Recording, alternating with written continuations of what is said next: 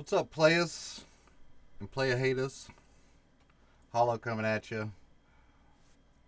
Monday, 4:05 p.m. Eastern Time. About to move into my 420 sesh. First 420 sesh of the week, being Monday. I figured I'd do it in style. I'm going to show you some mail call shit that came in over the past week and a half or so. The latest batch of goodies that we get to add to Leesburg D&D library. And we're going to look at some old books and smoke a blunt. That's what we're going to do. So, you know, I might only get a half a dozen views on this motherfucker, but I don't care. I don't care.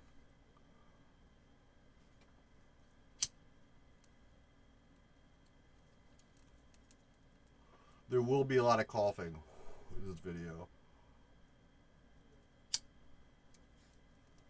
But there's also going to be a lot of Dragonlance. Check that out. That is Dragonlance 1, baby. Dragons of Despair. That's the original shit. That is 1984, I want to say. Boom, hit the nail on the head. 1984. This bad boy, just see if I can set it right there. Dragons of Despair. Now that right there came out before the first Dragonlance novel. So, for those of you that are new to Dragonlance, it was originally an adventure. It got turned into a novel. That's how some of the greatest fucking D&D novels were ever made. So, this bad boy pretty much saved TSR because TSR was going bankrupt with these really vanilla hack and slash adventures, which were great, but they were very just different dungeons with different fucking like themes and shit, you know? So like first edition books, first edition modules, we're talking maybe a plot hook, a town where you start in, so it's like a half a page, maybe a page worth of setting material, and then the rest of it's just dungeon. And that's it. Well, this brought in epic level role-playing, epic level storytelling, saga style shit into the D&D game. And it was this adventure that started it all. That saved the company because it eventually led to a New York Times #1 best-selling book or trilogy. I think every book in the Chronicles trilogy was #1 New York Times bestseller. I think they all hit the top of the charts back then. And it's all because of this adventure. Alright, so that's DL1, Dragonlance 1. Dragons of Despair. What's next? Well, I've got Dragonlance 2. Dragons of Flame.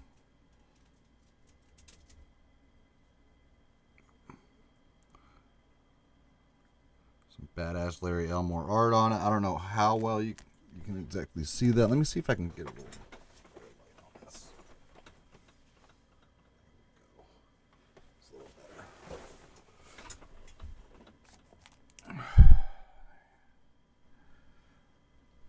Yeah. So I was looking at buying the 3rd edition Dragons of Autumn hardcover. Because, you know me, I don't buy reprints. Look, printed on demand reprints are great and all. But, I mean, I feel this is more of an investment. I mean, when you buy the original shit, I mean, come on, right? There's Dragonlance 2, Dragons of Flame, and then I got Well, what do you think's next, boys? Here you go. Dragonlance 3, Dragons of Hope.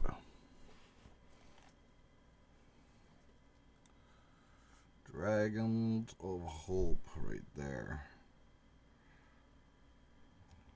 Aerial dragon battle on the cover. You know, totally badass. Totally badass. What's interesting, there's a lot of material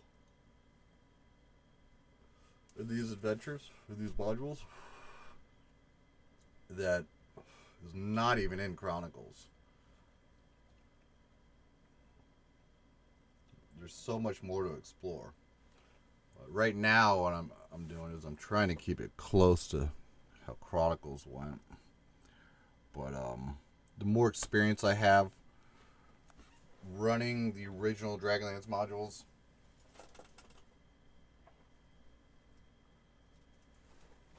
oh, this is the thickest one. Dragonlance 4. You know, Dragonlance 4, see that flying castle? Dragons of Desolation. It's the original shit. Original shit. So yeah, that's what's up. I got those 4 in the mail. And this is some pretty good weed. Anyway,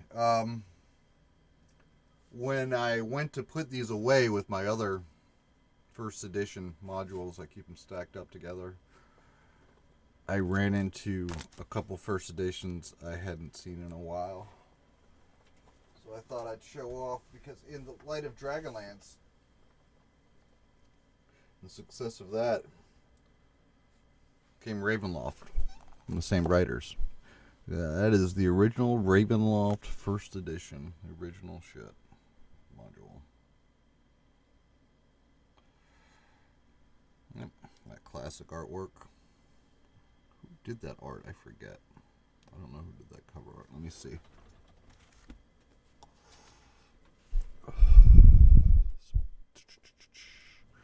Who did that cover art?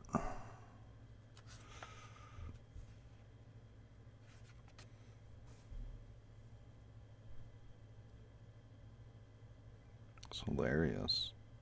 I'm not even seeing any information. Oh, there it is. Illustrator Clyde Caldwell. It's funny, you know, when you're looking for something, it's always the last place you look that you find it. So yeah, Ravenloft 1. Now, I also found, because what Ravenloft 1 is complete without Ravenloft 2. Found that back in the archives too. Again, I didn't just get this one in the mail like I did the new Dragonlance stuff, but yeah, I found this in the archive. Look at that. Still got a $4 price tag on it. It's like a $50 book. Imagine, at least, right? I think Ravenloft 2 is at least $50. I forget. I got to look it up and see what the market value is. But imagine if you bought 100 copies of that at $4 back in the day. Over like the years you accumulated, you averaged $4 a copy. About 100 copies, now it's a $50 book. You did pretty fucking good. You know? You did pretty fucking good. So just say 100 times 50, what's that, 5,000 or is it? Yeah, it's 5,000. So there you go. These books are so fucking collectible, man. Like, I don't mean to go off on a rant here or anything, but we've all seen prices early Magic cards, vintage Magic cards. Remember what happened a couple years ago with the big bull run in vintage Magic? Fucking like alpha Black Lotuses with $1 million price tags on them and shit. And this shit was selling. It was moving.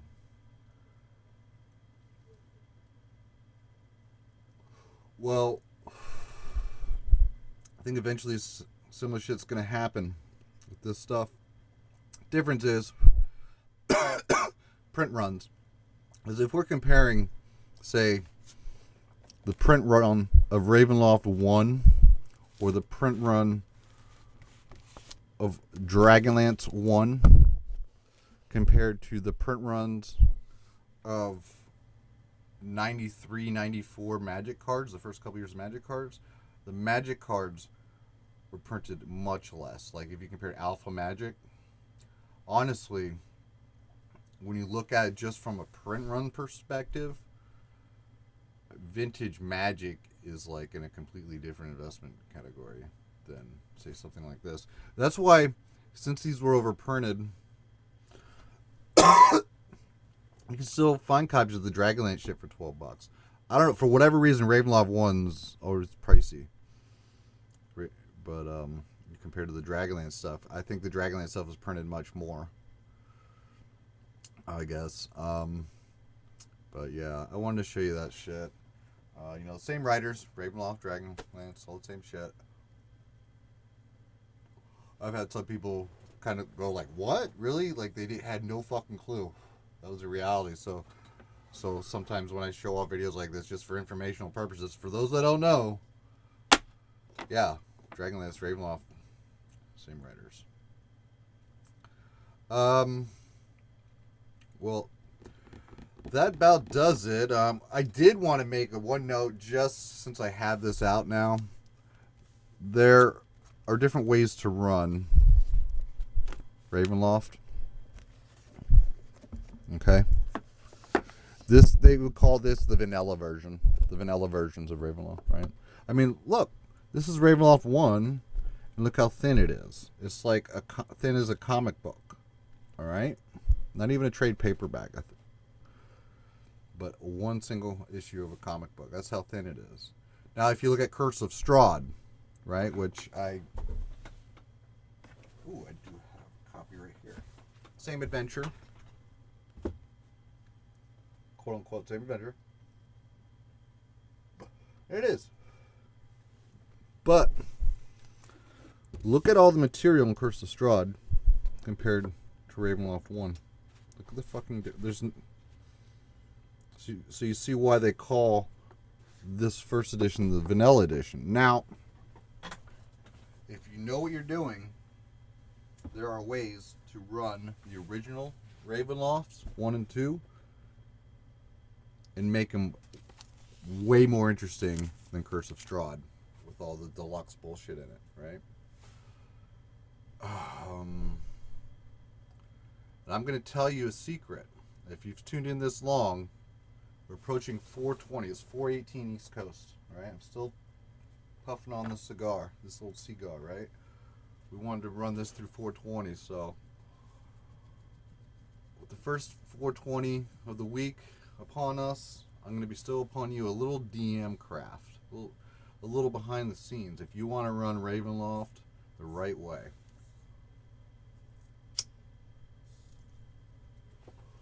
Fuck Curse of Strahd, right? Find yourself a played copy of Ravenloft 1, a played copy of Ravenloft 2. Don't spring for the mint ones because you're going to be using them for gaming. So you want just readers, you know, usable copies. The cheapest ones you can find, as long as they have the maps, they're good. And you run it so the group, first session, the group gets sucked into Ravenloft through the mists from whatever setting they originate from, right? They go through that, they probably stumble into Barovia, and the madness that's going on there. Some DMs like to start with a letter of invitation as the opening thing from Strahd. I usually start with the Mists of Ravenloft. The letters come a little later. But to make it different, what you do is when the PCs, then when they go to sleep, when they finally rest their first night in Ravenloft, they wake up somewhere different. They wake up in Ravenloft 2. And they start the Ravenloft 2 storyline. They'll be confused. They might think it's a dream. They go to sleep the first time Ravenloft 2. When they wake back up where they left off in Ravenloft 1. And you go back and forth. Every time they take a long rest, they jump from one storyline to the other. Last time I did that, the one and only time I did that, and I pulled it off well. It took, on a weekly game, it probably took my players like 2 months until they figured out what the fuck was going on. See, I think that's a better option than running Curse of Strahd. I like the vanilla Ravenloft. I think it's great. Anyway, rambled on enough. It's 421, so happy 420 Monday to you guys. I know this was originally going to be a mail call. Then I went off on a rant at the end about Ravenloft, but I mean, hey, we did good though. We didn't even bring up Lord Soth once, right? That could be another video altogether. But for those inspiring DMs, keep that in mind if you've ever been interested in running Ravenloft. That optional narration. So yeah, just reiterate real quick. Dragonlance 1 came in the mail. Dragons of Despair. Dragonlance 3, 2, and 4 are all out of order. Dragonlance 2 came in the mail. Dragons of Flame. There you go. Dragonlance 3. Dragons of Hope. And then, of course, Dragons of Desolation. Dragonlance 4. Alright, guys. So, there you go. Thank you all for the support. Allowing me to update my library on a regular enough basis so I can bring all the goodiness to our games. Most appreciated. And as always, you know, make sure you RSVP ahead of time for the games when I get to you. And what I usually say is the most important thing is send me a confirmation message when you send payment for a session. But as far as the loot crates, by the way, the Bank of Waterdeep, quick note on that before I sign off. I'm thinking about expanding the monthly deal to creating a smaller, not like a double item deal, but like a smaller special that goes weekly. It'll change weekly. Like, okay, this will be the bank special this week, and then another one the next week, and then of course I'll have the monthly, the bigger special once a month, you know, on top of those weekly specials. But that's something I've been tossing around. If you have any input on that, you know, I'm always happy to hear you, especially those that have experience in the Bank of Waterdeep and everything. So yeah, thanks for my players for allowing me to do this 5 days a week. Nobody checks out these videos, but if you did and you made it this far, you're a fucking rock star. Alright, guys. I'll see you at the gaming tables. Peace out.